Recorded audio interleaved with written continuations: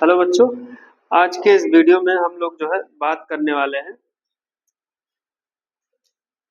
Exercise 5.1 based on the concept of continuity, है ना। Question number 8 subsection 7। ये हमारा जो प्रॉब्लम है 8th का, ये 7 वाला क्वेश्चन,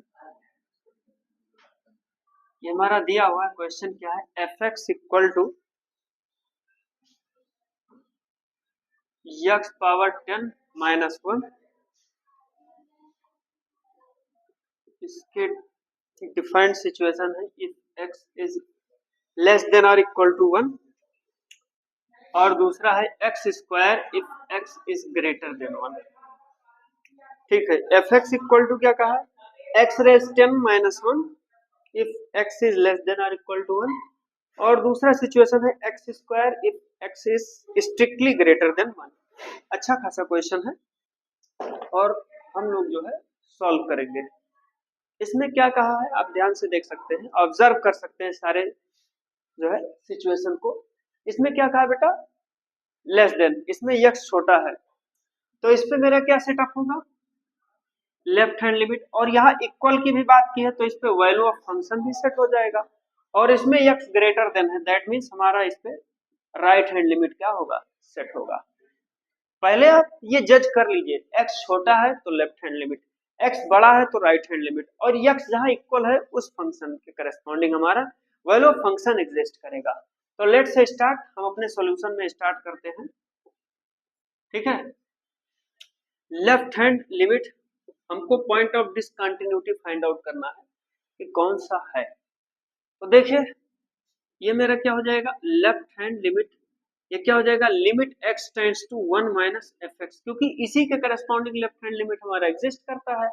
तो आगे मेरा क्या हो जाएगा? लिमिट एक्स टेंड्स टू, ये मेरा हो जाएगा 1 माइनस एच, और एफ एक्स की जगह पर ये मेरा क्या लिखा है? एक्स पे पावर 10 माइनस 1। आगे आपका क्या हो जाएगा?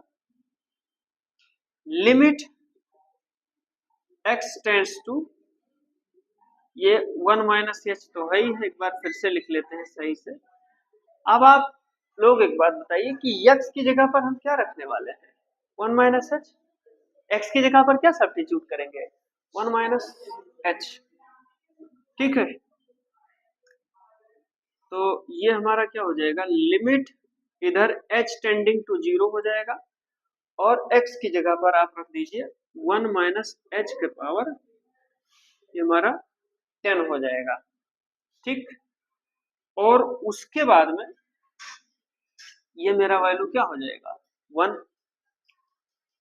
अब यहां से मुझे एक कॉन्सेप्ट लगाना पड़ेगा, ये चीज आ रहा होगा, कुछ लोग सोच रहे होंगे कि हाँ डायरेक्ट यहाँ पर h की वैल्यू जो 0 रख दो। ठीक है, और फिर उसके बाद में वो 0 हो जाएगा, फिर 1 माइनस 1 वैल्यू आपको 0 मिल जाएगा। ऐसा नहीं है, इस पे लगेगा बाइनोमियल थ्योरम। क्या लगेगा? Binomial theorem. बाइनोमियल थ्योरम का स्टेटमेंट क्या कहता है? यहाँ पर ये आप देख सकते हैं, 1 प्लस एक्स का पावर ये होता है 1 plus n x plus n into n minus 1 upon factorial two x square and so on, इस तरीके से ये जाता है। तो इस पैटर्न पर मैं इसको तोड़ दूंगा और एक टर्म तक ले जाऊंगा। यहाँ माइनस है, यहाँ प्लस है, तो कोई दिक्कत नहीं, ये 1 माइनस 10h हो जाएगा। एन की जगह पर क्या लिखा है मेरा? 10 है। ठीक है, तो आपका ये क्या हो जाएगा? लिमिट h टेंड्स टू 0, आपको इसमें मिलने वाला क्या है कि लिमिट 1 प्लस एन एक्स है ना, तो ये क्या हो जाएगा? 1 माइनस, ये आपका हो जाएगा 10h। बाकी और आगे हम नहीं लेंगे नेग्लेक्ट, क्योंकि बहुत छोटे हो जाएंगे और वो एडमिसिबल भी नहीं होंगे। ठीक है, ये मेरा क्या हो जाएगा? माइनस 1, h टेंडिंग टू 0 इसमें रख दीजिए, आएगा भले वही चीज, लेकिन आपको पहले इतना करना पड़ेगा। तो इस स्टेटमेंट का वैल्यू क्या हो जाएगा? 0। तो फाइनल मुझे क्या मिलने वाला है? 1 माइनस 1, ये मुझे 0 मिल गया। अब इसी पर मेरा वैल्यू ऑफ फंक्शन भी एग्जिस्ट करेगा, लेकिन उससे पहले मैं राइट हैंड लिमिट चेक कर लेता हूँ। क्या चेक कर लिया जाएगा? Right hand limit. तो राइट हैंड लिमिट मुझे क्या मिलेगा, limit x tends to 1 plus f x, ठीक है। तो ये limit x tends to 1 plus की जगह क्या हो जाएगा 1 प्लस एक्स, और एफ एक्स की जगह पर ये मुझे क्या मिल जाएगा एक्स स्क्वायर, ठीक है।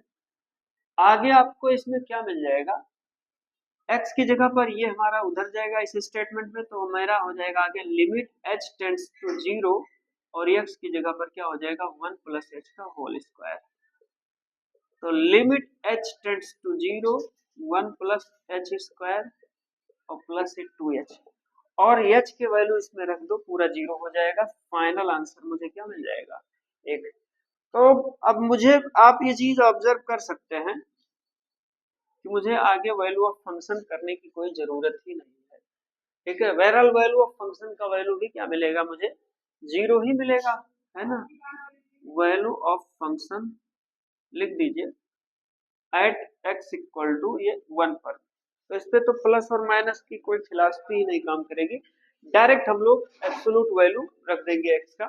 तो ये क्या मुझे मिलेगा x के power 10 minus 1 equal to, x की जगह पर 1 रख दीजिए, 1 का पावर 10 माइनस 1, 1 का पावर 10 माइनस 1 दैट मीन्स ये 1 माइनस 1 ये 0 आ जाएगा।